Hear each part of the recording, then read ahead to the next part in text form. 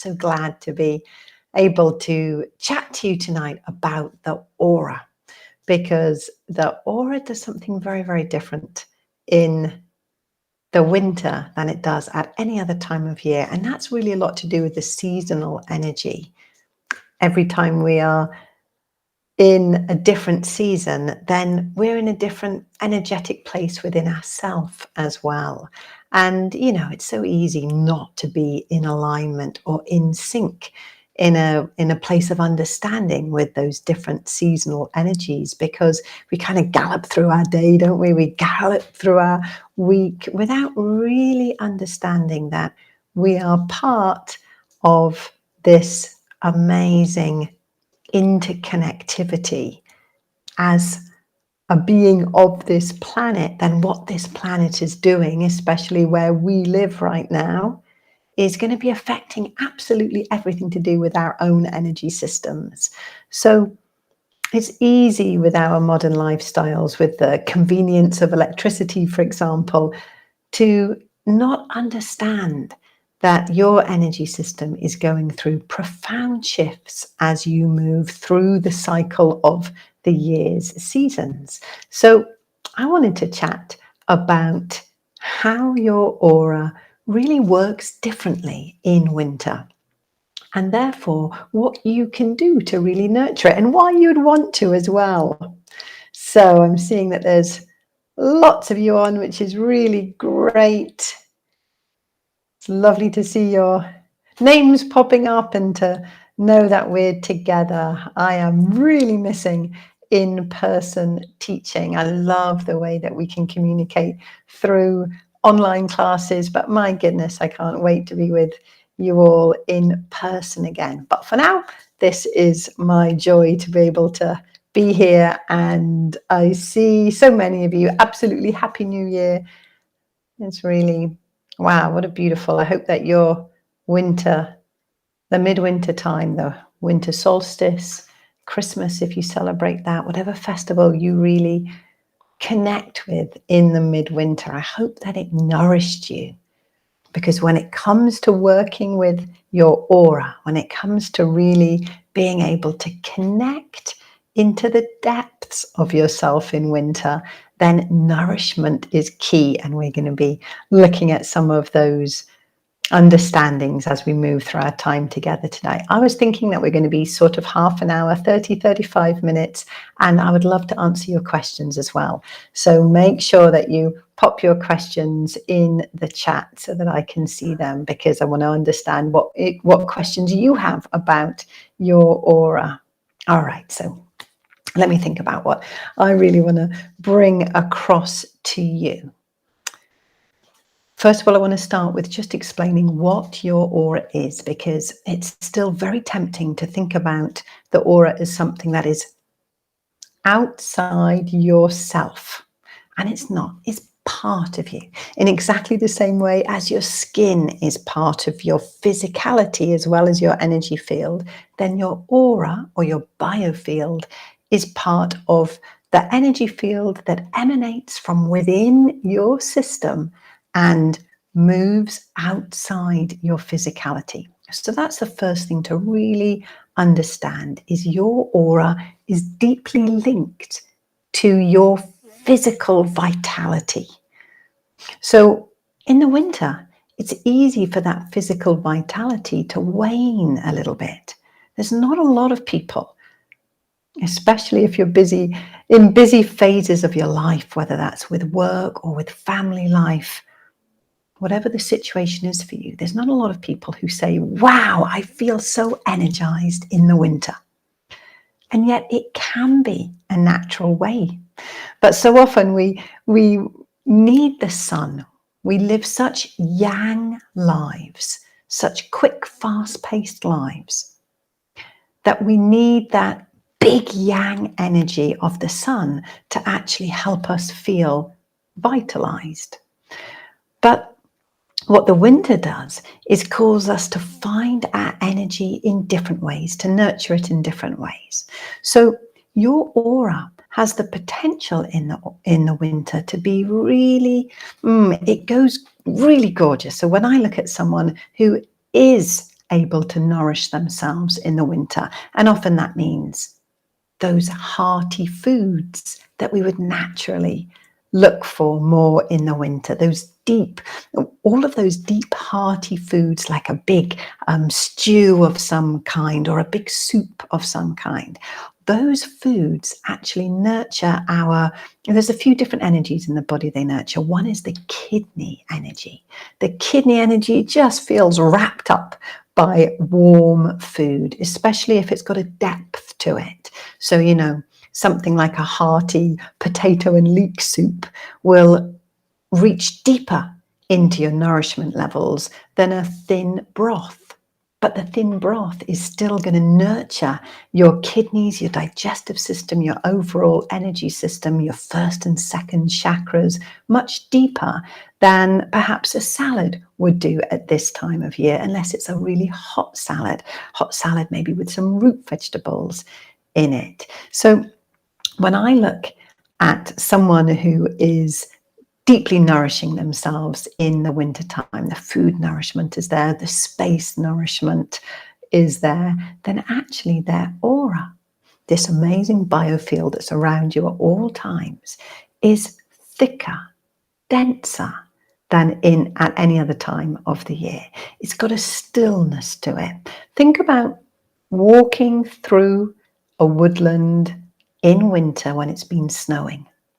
It's very different, isn't it? That when you walk through it in the spring or the summer, when there's lots of chatter of all of the wildlife that lives there, lots of buzzing of the insects. The trees have a yang vitality at that point. Things are really alive. When you walk through that woodland in the winter, when the snow settles, there's an immense quietness, isn't there? There's like a potential within that quietness. And I can see my own aura lighting up as I'm even thinking of that depth. In our modern life, it can be really difficult to take the time to travel into the depth of yourself, be in the depth of a nourishing relationship, sit in that deep time around eating, yeah? All of these things encourage the connection between your deep soul energy and your daily life. And that's what the winter's all about. That's what this amazing time of rejuvenation, of stillness, of nourishment, of connecting inside rather than only connecting with your friends. Or so often the summer, the spring encourages us to actually move forward, doesn't it? Leap forward into that external connectivity. So the aura now has the potential to be in that rich, deep stillness.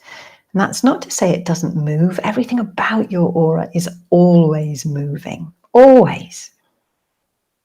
I could speak for hours on the movement of the aura between flashes of color, information, light, energy, all the same thing. Yeah, all of those words mean exactly the same thing. So if I was looking at you and you were to suddenly have a kind of quick thought that you wanted to grab, then that would show up in a streak through your energy field, probably somewhere up near the head, but not always. We think with our body, we think with our chakras, we think with our entire energy fields. So often there'll be a flash through the related part of your aura. So there'll be flashes like little comets that are flashing through as you capture a thought, as you're aware of a sudden connection. You know, those times when you're sitting on your sofa and you just have I wonder how so-and-so is. And then that person calls you or they say, hey, I was thinking of you last night. Happened to me today. I was down in the kitchen and I was thinking, oh yeah, I have to call that friend. And I walked upstairs to see that 6 minutes earlier, she'd called me on my phone and I'd missed that call. So that would have shown up in my energy field as a flash of connection, that someone was reaching out, or that we shared a thought, there was a connection there at some point. So you've got these amazing comets that are moving through your energy system, but then there's also big patterns of weaving, of interconnection from the depth of your energy through your entire auric field and out into the outer world. Then there's patterns that tend to move in swirls. Many people have amazing geometric shapes in their energy field, again, often around the head, but not always. So your energy fields are these amazing places of dynamism and of information. That's really key.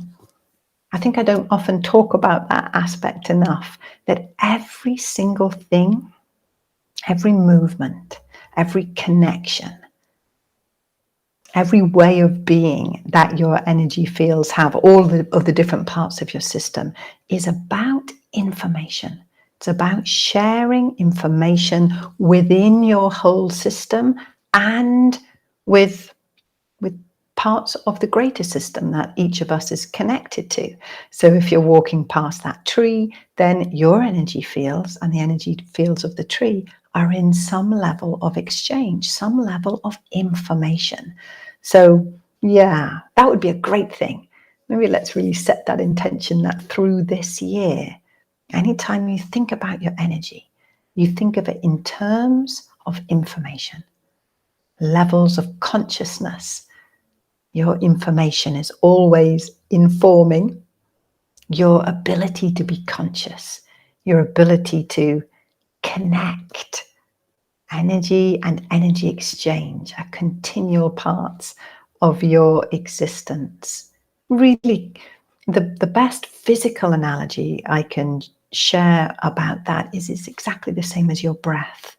You're always breathing in and you're always breathing out.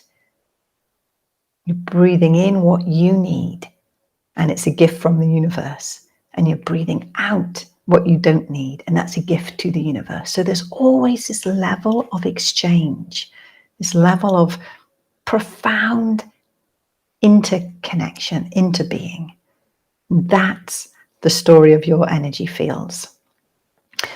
So in the winter, your energy field, this external energy field, or the part of your energy that comes from deep inside, activates through every single cell and then emanates out.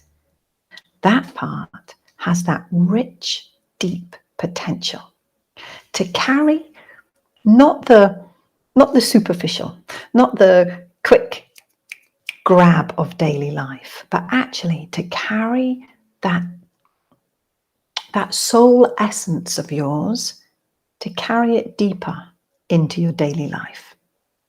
And to take the experiences of the daily life and to bring them into the depth of yourself. So you get this potential in the winter for your aura to be working at this exquisite level. Sometimes when someone's really in that place, then I can look at earth energy, which is going to be anything, any spectrum of that tan or brown or gold or rose gold energy, yeah? Any spectrum of that color is generally what the earth energy looks like, the energy actually of the soil that's coming up into the human body. But when someone's in a really beautiful place in winter, then that color is resonant throughout their entire auric field as well. It's not exclusive. There's lots of other things going on as well. But that color has the potential to be much richer. And in a way that doesn't make sense to me, because in the winter, that beautiful brown, rich gold, rose gold color is much deeper below the surface. Yeah, it's like the earth herself retracts her energy in. We get the stillness, the fallowness of the earth rather than the budding growth that we get in spring. But when we can do the same in our system, then our resonance with the earth gets even deeper. I hope I'm making sense. I'm going to have a good look at all the questions in a minute and see what comes forward. But if I'm not making sense to you, then ask me to explain it in a different way. So because of the thickness, the density of your auric field in the winter, which is both dense and thick and also really refined. That's another difference that this winter energy can offer our system. Because that's going on, then actually winter has the potential for your biofield, for your aura, to be like an immense cocoon around you. That's kind of one of its jobs anyway. But in the winter, it has this concept, rather than just a protective part of your energy field, it has that amazing concept of transformation within your own aura. And that's crazy exciting, I think. The fact that your actual energy field, nothing external to you, your own beingness, is holding the space for your transformation. Wow, that's super cool to me. You have this immense blanket that you're creating. Yeah, it's part of you, just like your skin. It's wrapping around your energy field right now and holding you strong, safe, resilient, so that you can be that transformative energy within it. You can come out of the winter into the spring with all of that richness inside you. All right, I'm going to have a look at some of these questions that are coming in. Where am I looking? Okay. So I see, oh, it's so great to see so many great names. Okay. So there's a few questions.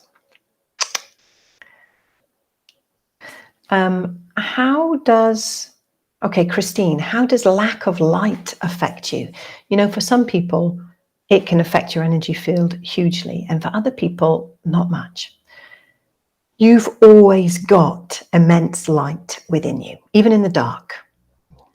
Even if you had no lights on whatsoever, you're still emitting these amazing biophotons, these little particles of light that are literally beaming out of you. And you're always receiving light, even in the dark. Okay, there's always that exchange of energy, of information going on. So it's more about how you process the energy you have. I know that we're not plants, and I know that we don't do photosynthesis, but there is an aspect of working with the solar energy. For my system personally, and I've seen this for lots of people, that being in light in some way, being in some natural light, is really important. In winter, I often try and be out at sunrise, even when there is no visible sunrise. The energy of that time, sunrise and sunset, actually, slightly different, but they hold a level of, what's the word I'm looking for? Your system can download the vibration of that light more easily than at any other time. So sunrise and sunset, there's a particular aspect of absorption in your energy field that can absorb stronger at that time. So being out at sunrise, which is very possible in the winter. In the summer, of course, you may have to get up at 4 o'clock in the morning for sunrise. But in the winter, I was out on the cliffs this morning, just gone 8 o'clock. Amazing, amazing sunrise. Vibration. It's all about the vibration and how your energy system resonates with that vibration of sunrise. There's a deeper energy exchange that you get from light at that time. So I live in Cornwall. We see incredibly grey winters. Damp and grey, that's kind of the Cornish winter summed up. So I might not see sun for days and days and days. But if I'm out and about at that sunrise, even in the rain, then my system takes it in. And that would be true for you as well, no matter what kind of weather you experience. So light affects you in that, well, it affects us in so many ways, but just know that it's always there. It's just about sort of perceiving it differently, being in a different sort of relationship with it. What is light? What is light? Light is that specific vibration of energy, and it's all around you and it's always within you. So that might be a fun winter exploration for you, just to kind of, how do you feel light? How can you absorb that light? Plants have immense light around them. Every time you smile, your energy system lights up. So if you don't feel you get enough daylight in the winter, then find ways to smile more. What does that mean? Watch something funny, listen to something funny, call up your friends that make you laugh, because that activates the light that you carry around within you at all times. So maybe that answers your question, Christine. Okay, let's have a look. Tracy, you're asking, are animals the same with their winter aura? Yeah, they really are. In fact, it's beautiful to see the aura of animals. It goes so deep in the winter. It's like they almost become, trees have a very specific aura that is vibrant and thick and dense. Depending on the animal and the human, we might have much lighter auras generally, but in the winter, those animals will get that density too. And it's all about that vibration of that brown or gold color that I was talking about before. It just thickens, it holds you safer, holds you stronger, tucks you deeper into the earth. It's like as that blanket comes over the earth in the winter, then it also wraps around us, wraps around the animals.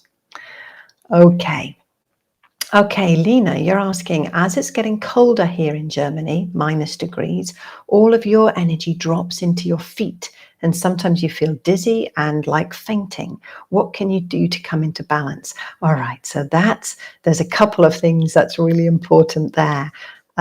One is to keep the space above the head open. Often in the winter, when that depth comes into the system, it can leave you a little, well, let's say it grounds you in a different way. Lena, I would have one question. Do you use anything to help you ground? And by that, I mean something like you can get grounding pendants or grounding sheets, grounding mats. If you use anything like that, and maybe this isn't specific to you, but someone else, just check in with it in the winter. Essentially, it will be working very differently than in the summer, and it may be too different. As you're asking that question, when people ask me questions, and I tend to see their energy in front of me, and Lena, it's looking to me like you are what I would call earthbound. You're not, the flow is not moving through your system as it needs to be. So then open up, really get in, work with lots around the head, lots around the neck, tapping, stretching, dancing, waving above your head, anything that wakes up the aura there so that you begin to move more of that through. Water is brilliant. Showers can really help move the energy flow from up to down and down to up. Yeah. It's a really interesting question of how yang, how external do we need to be in the deep internals of winter? And some people need it more than others. And there'll be days, there's days in the winter when I'm just content, really nurturing myself inside. Yin yoga, sitting by the fire, eating those hot foods. But there's other days where, as well as that, I need to get out and have a big blast in the crazy windy weather, or just to move things through. Otherwise, that cocoon of transformation can get a bit stagnant inside it. And when I hear that you're saying that you feel dizzy and things are just a bit stuck for you, then maybe it's about a quick movement. All the time, think of that balance of yin and yang. Okay. Brenda, you're asking, do I recommend specific oils or incense?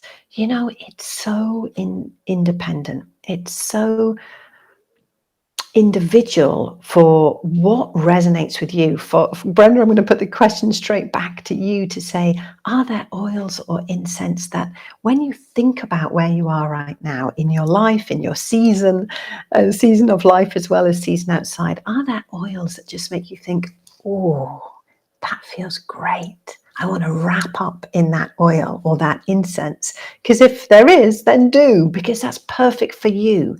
But maybe for somebody else, think about an oil or incense and just think, no, I don't really get that sense. So again, really, really individual for your system. But the very fact that you've asked that question makes me think that you already know the answer and that there is something that can wrap you up and give you that beautiful nourishment. And it comes to Candice, you're asking what are best ways to nurture your energy fields in the wintertime. So I've already mentioned those nourishing foods. Space, time, space, rest, sleep, doing nothing. All of those are amazing. So next week I begin my winter energetics program, a month-long program with videos every day to really guide you through how to use those energy and consciousness understandings to really wrap up your system. We look at how to restore, how to actually activate that movement from the deep yin of winter, how to nurture it, how to move in that spiral of the soul and gradually come out towards the spring feeling rejuvenated, because that's what the winter time offers. That's what it offers all of us. So maybe it's not good, not a good thing to do, but Candice, I'll ask you the same question. What do you do to really nurture yourself? Not just in winter, but at any time. How do you nurture yourself? Because in winter, you may get really specific answers to that question. Maybe lying on the sofa, wrapped up in blankets, thinking nothing, doing nothing. Maybe that's your deep, deep nurturing time. Maybe nurturing is going for a 10-mile walk in the windy, wild weathers, loving all of the colors of the winter. Maybe it's waking up and doing some really key energy exercises. This morning when I woke up, I realized, I've had a brilliant sleep, but I've worked a lot in my sleep. There's been a lot of active traveling, a lot of active energy work, a lot of active healing work that has gone on as I've been asleep. So there was just a slight, my energy field was still working in that way. And actually I needed it to come back for me to be present with my day, present with myself. So then just really anything that helps the core align is really key at all times of year, but especially in the winter when that core energy is really defining a lot of your daily experience. So one of my favorite ones is to put your hand over the base of your collarbone, the other hand on the forehead with your fingers up. Let's do it together now. Just get a sense of it. So your fingers are just naturally resting wherever they go over your hairline towards the top of your head. And I was in bed as I was doing this morning, just resting on the pillows, still all warm and cozy. Let's take 3 breaths here.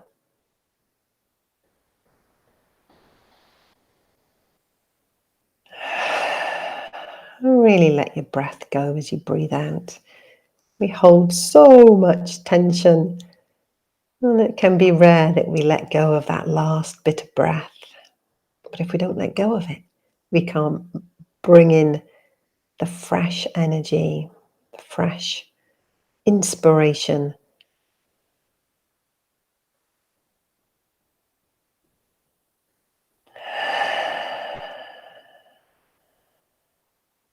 Another beautiful exercise in the winter and at any time is to, and many of you will know this heart hug, but just to pop your fingers into your armpits, have your thumbs just resting on the chest.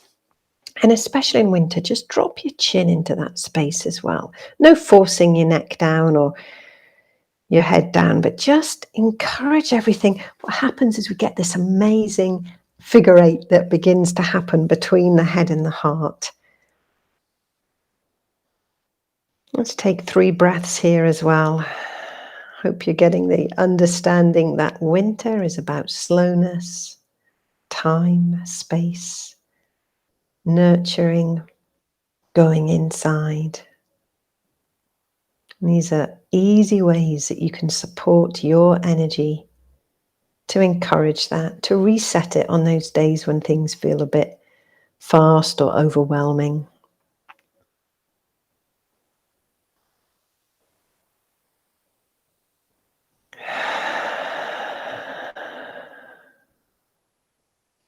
Another beautiful one to do. I was,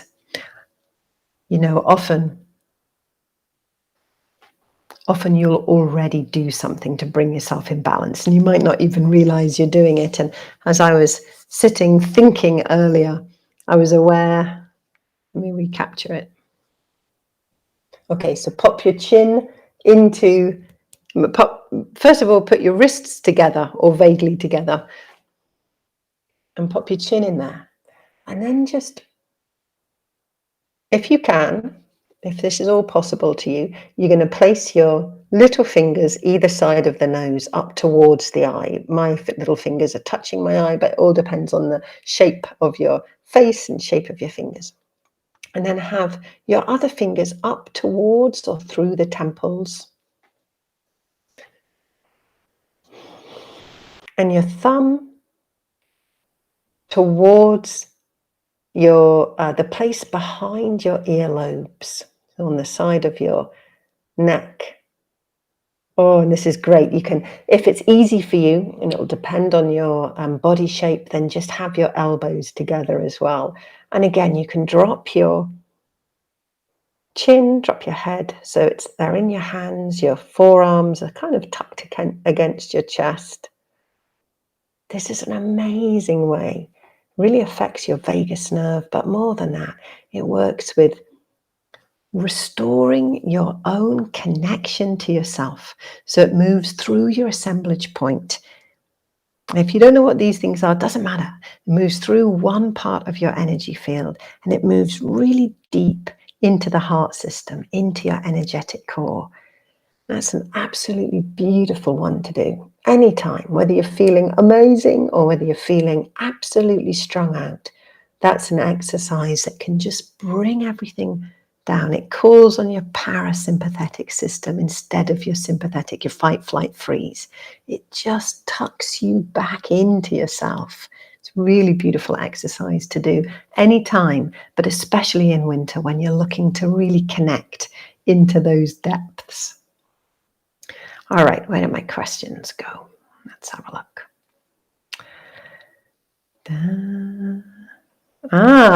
Sue, great question. How do we relate this information of today with your January orange forecast? You know what? Weave it together, however makes sense to you. Obviously, when I'm looking at the cosmic energy, so what we're calling these monthly energy forecasts, as I'm watching that energy, it's slightly different from the bigger themes of winter or spring or summer, because these are, it's a bit like the difference between looking at 2 people in winter or 2 people in a specific month. Their energy systems will be interfacing with and therefore being influenced by those seasonal energies and by the monthly energies in very specific ways, specific to you. But there are some big themes around it. So when you work with the exercises in that January forecast, then just hold the awareness of what your aura is doing and of its immense potential. That's the word for the winter energy. It's all about potential. It's not about it's really not about doing anything. Maybe that's a big relief. It's always a relief to me when I remember that. It's not about doing anything.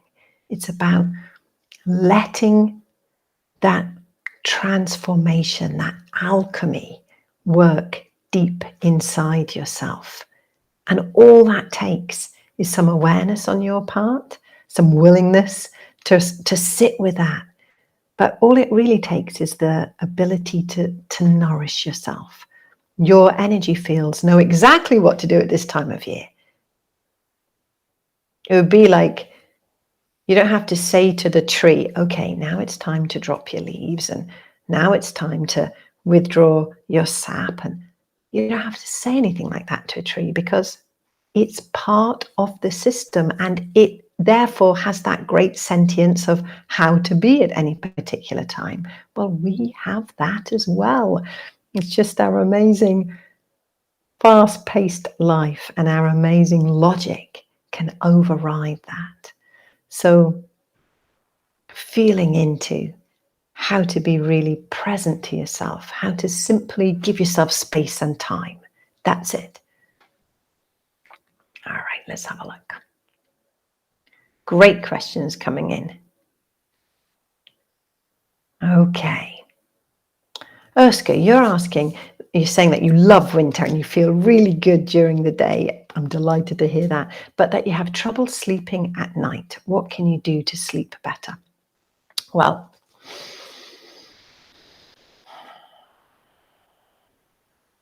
that's a really big question. So many reasons for not sleeping.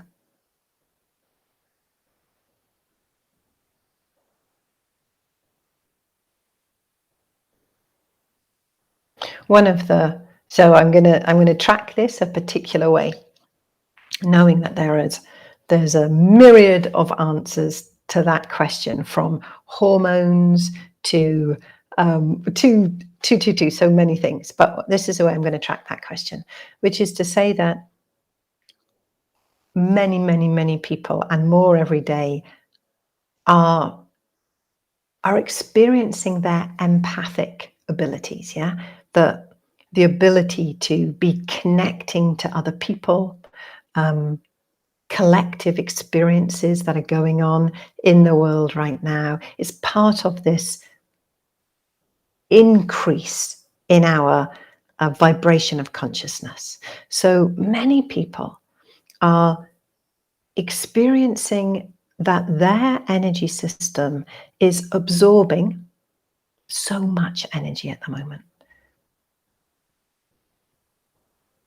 So much is coming through into our energy fields, and it's all for a reason. It's also that we can process that and actually help be part of bringing in a much more balanced way of living in relationship with everything else. So there is this push within our energy systems, and as that push is present, and depending on what else is going on in our life, then there is a huge amount to process. And this is aside from the huge amount that there always is to process in our daily lives, from being in relationships with loved ones, caring for the environment, caring for the world that our children are going to be inheriting. There's a lot that's in our awareness right now.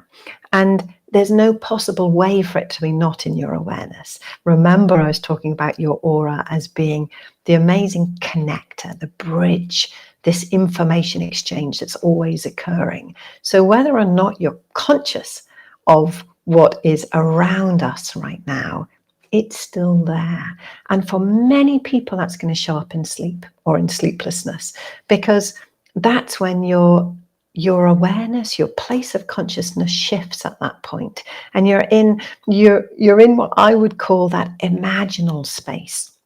You're in the space between the consensual reality that we all experience and live within, and the greater realities, those places of profound interconnectiveness. So because there's so much to process at the moment, then sleep can really be affected by it. So let's think about, I'm I definitely have some of these free webinars that I've done about sleep. So look through Facebook or YouTube. YouTube's a place to go in and do a search on my YouTube channel and see, type in sleep and see what comes up, because there will be quite a few exercises that I've already been sharing about sleep.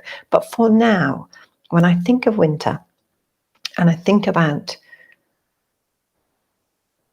energy fields and sleeplessness,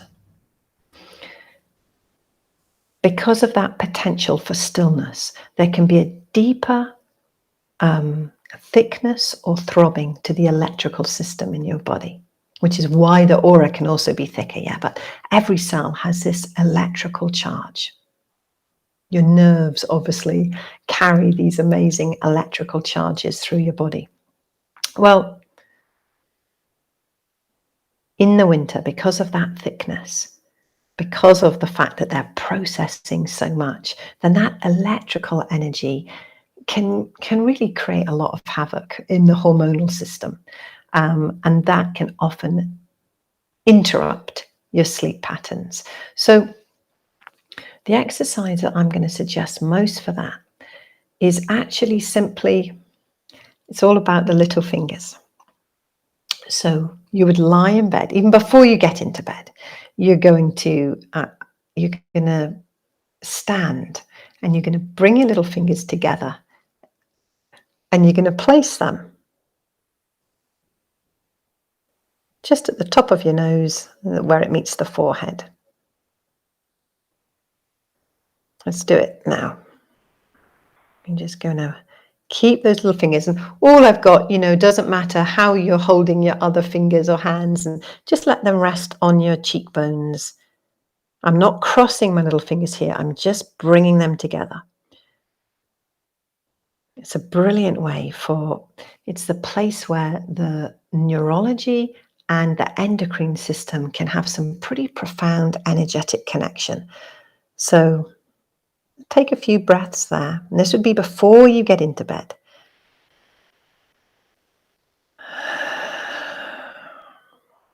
Then you're going to raise, I can't show you in the camera, but you would raise one hand right above your head and have that little finger sticking up, and you'd have the other arm right beside your body with that little finger pointing down. So in a way, you're a bit like an electrical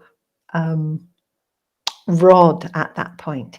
You're moving excess electricity through your body system and you're aligning it. So, and this is even if you can sleep fine, if ever you feel like you're electrically charged, you're not processing information properly, you touch your door handle and there's a spark, your moods aren't stable, and there's a lot of reasons that you might think to do this exercise. When you need the fray of life to come into the center, this is a great exercise. So first of all, you would take a few breaths with your fingers in that amazing point. Then you're going to be up and down, and I would take a few breaths there, and you may or may not want to change your sides as well.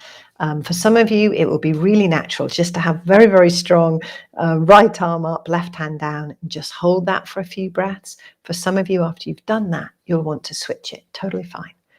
Once you've done that, get into bed. Place both of your hands over the chest and the lower throat.